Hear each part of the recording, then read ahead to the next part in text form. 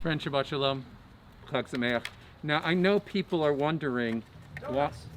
No. I know people are wondering. And we have a variety of masks for COVID-19, and most weeks, and for the high holidays, I wear, a very traditional kind of mask. According to Jewish tradition, Sukkot is what's called Zman Simchatenu. It's a time of our rejoicing. So I'm going to rejoice. The Murray mask. No, and I miss my dog Murray. We had to put down, but I love dogs. This is my joy. Yes. This is Zman Simchatenu for me. And people, you're just going to have to accept my mask. I'm going to get a mask with John Coltrane on it. You're going to get a mask for John Coltrane? That's fine. Okay. So we're tonight begins the 7-day festival. I want to share with you because it'll make sense. First of all, we're standing in front of this sukkah, and what's interesting about a sukkah is the fact that we have a prefabbed one here at the congregation because it makes it easy. But in truth, a sukkah by its very nature is imperfect. I mean, the most beautiful sukkah has to be imperfect. Several examples. The top of the sukkah is not made out of anything like you have in your home. It's made out of something called schak, which is anything that grows from the ground. So it can be bamboo, it can be branches, it can be leaves. According to Jewish tradition, the schak has to be there in such a way that half of the light coming in is sunlight and half of the light is shade. It has to have that balance. Number two is the schak has to be on the roof in such a way that if the wind blows, the schak can be blown off. The sukkah has to be in such a way that if it's a terrible windstorm, it's fragile enough to be pulled off. The very nature of the sukkah is for it to be not such a perfect thing. So here is the interesting part of Sukkot. Sukkot is this wonderful, beautiful festival about beauty and nature. And we build this sukkah that is beautiful, but nothing like anything you'd really want to live your life in. It's something impermanent. It's something fragile. And when I think about it, I think that there's an incredible message related to the sukkah. One of the things that I think about, and I think we're all in this to a certain extent, there is what I call the perfection trap that we have. The perfection trap is most of us want everything to be perfect in our lives. We want the perfect car. We want the perfect suit. We want the perfect pet.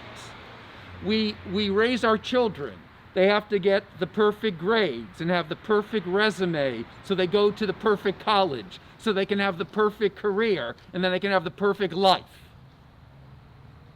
And in the end, one of the things that we discover is the pursuit of perfection doesn't always lead us to where we want it to lead us. There are people who their entire lives look for the perfect relationship, the perfect person, and they never find happiness because finding the perfect person in life doesn't exist. There is a sense that we are trapped in our world with a sense that I want everything to be just the way I want it. And what the sukkah teaches us in this beautiful way is there's a lot of joy, there's a lot of beauty, there's a lot of celebration, even in the fact that not everything that we have is perfect. And I think about this in terms of our own selves. One of the things we went through during these high holidays is a reflection about what kind of people can we become? Can we become better people? Can we become better versions of ourselves? And the truth of the matter is we pray that not only on the high holidays, Rosh Hashanah, Yom Kippur, but throughout the year, we're in this constant struggle to try to become better people than we were when we started. But here is the little secret. Unless we're able to accept that none of us are perfect, we'll never be able to accept that other people are not perfect either. And until we recognize that it's okay just to do the best that you can in life, we're never going to feel a sense of peace and fullness in our lives. So, of course, we should strive to be the best we can be. Of course, we should have high standards for ourselves, for our children, for our world, and for each other. But if we're always in search of the perfect thing in our lives, always in search of the perfect spouse, the perfect child, the perfect rabbi, the perfect doctor, the perfect nurse, the perfect professor, the perfect musician, the perfect piece of chocolate cake, it's not going to happen. And it gets in the way of truly experiencing the beauty and joy of life. So when we come out into this sukkah, and it's a beautiful night out here, the weather is beautiful, the weather is cool, we're in front of this sukkah, and it's a nice thing. I wouldn't want to spend 3 weeks in it. 7 days is about all I can take of it.